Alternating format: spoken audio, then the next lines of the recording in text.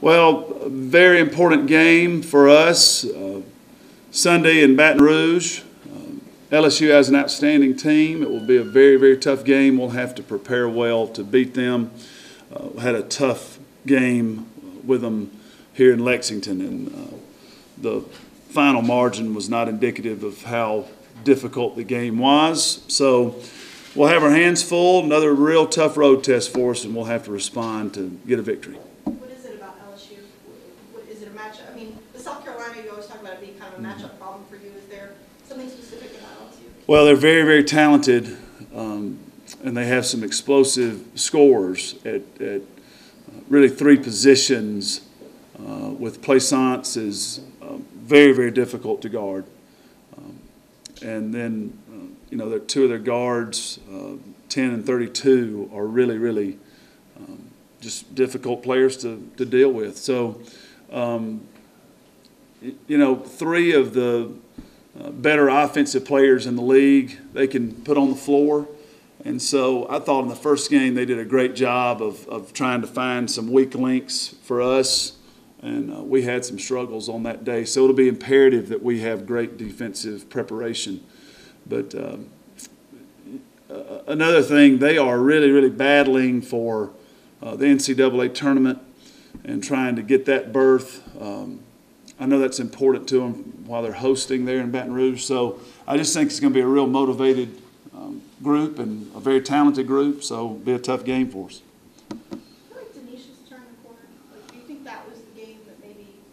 Gave her a little confidence?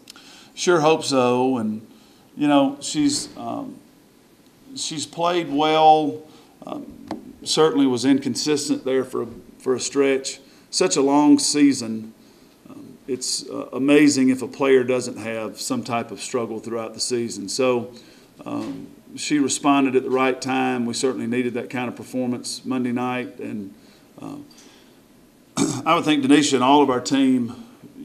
You should leave that game understanding what you accomplished and how well you played, and I would think that would give you a lot of confidence. Is she too nice to play in the SEC? No, she's not that nice of a kid. I'll tell you, she's. I have all sorts of problems with her, and she's not too nice to play. No, she's. Do you know what I mean? Yeah, I understand what you're saying. I understand the question. She's. I think what Denisha struggles with is just confidence in herself, and for all of us who can watch her and think that's silly because she is so dynamic and so talented, we're not inside her brain, inside her head, and that's why they're young people and they're growing, and they are hopefully here at Kentucky to learn how to have confidence in themselves and how to accomplish things and what is important when you get done playing basketball. So she's done a great job for us. I think she's in the right place to grow as a person, and she's grown a lot, and we will continue to try to help her grow. If you could talk a little bit about Castine Evans and now say her confidence when she comes in off the bench, I mean the lift that she's provided when you started her recently. Yeah, we were having this discussion with the coaching staff, and Matt Insel made a good point that he really thought the change for her starting made her, maybe more clearly defined her importance to the team and got her. It was a great change for her, just like we thought it was a great change for Bria. The same thing was true for Castine. She seemed to have more of a sense of purpose, and she has played much better since she's been in the starting lineup. So we were trying to get Bria going. We thought we had Castine playing pretty well, but she was able to elevate her game. So it's really been a good result for us with that change. And Castine is just a player that we're really fortunate she decided to come to Kentucky. She's a winner in every way imaginable, and she is playing great basketball for us right now, playing with a lot of confidence. I don't want to kind of get into the opponent's heads in terms of what they, maybe how it throws them off, but I mean, it gave you a different look. You think that's kind of helped you in some of these games that opponents are expecting a different look, they're expecting the same lineup, and then she starts and it gives kind of a different dimension? Well, maybe initially when we first made the change, that may have had some effect, but I think really what the net result is both players are playing better, so we're playing better. And I think that's really the story with the lineup change. Both players responded to it in a way where they are performing much better than when the situation was reversed. So I just think that you're getting better play from both players, and that's improving our team. Obviously, everybody wants to do well in March. They want to do well in the tournament. But with 3 games still, how important is the SEC to try and win that title? Well, to me, it's in my mind extremely important, because what we're trying to do here is become the best women's basketball program in the country. And when we say program, that means that year after year we are striving and achieving excellence. And so, for us as a program that doesn't have a lot of tradition, I think championships are very important. And if we don't win the SEC regular season title, we're still going to have a very good seed in the NCAA tournament. We're still going to have a very good team going into the NCAA tournament. If we're firing on all cylinders, I don't think anybody's going to be jumping up and down excited to play us. But just from my standpoint and what we're trying to do here at Kentucky, the regular season title is within our grasp, and we need to do everything we can to get it, because I think it's very important. And maybe more so than if you were in a different situation. But standing here thinking about that question, I think it's really important. We want it badly. What about Jennifer O'Neal's development in the last couple of games after that kind of slump she went? Yeah, she's done better. She's done better. She has practiced better. That was the whole key for her. Her energy and focus in practice started moving away from concentrating on defense and being really solid there.